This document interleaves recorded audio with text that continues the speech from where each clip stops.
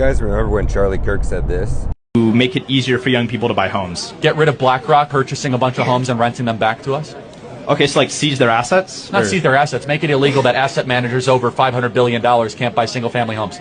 Okay, I really agree with that. That's actually that's great. Thank you. Yeah.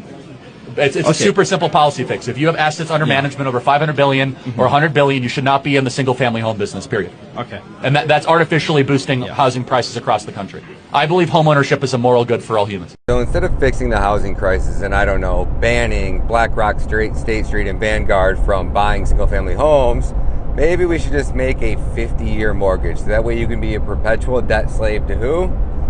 Check this video out. Great news, guys. Trump saved the housing market with a 50-year mortgage. That's his new idea because that's so smart.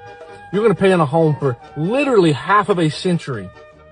You're going to save about $400 a month maybe and pay back $400,000 or $500,000 more to Jewish-owned banks.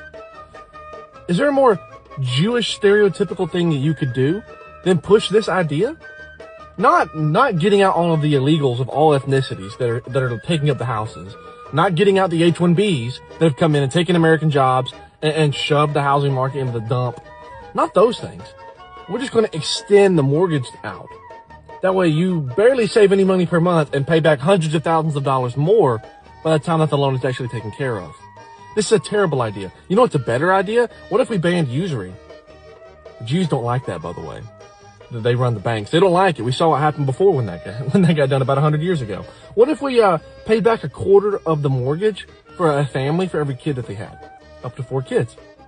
That would push people to buy homes, and it's worked pretty exceptionally well in other places. But instead, we get 50-year mortgages.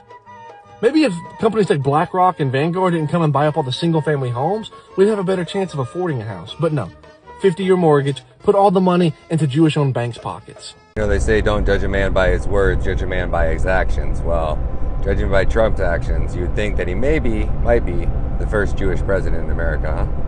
It's an honor to be here with the first Jewish president of the United States. I told you guys that once we got Trump back in office, there was going to be so much winning, you're going to get sick and tired of winning, and this is what it feels like, I think.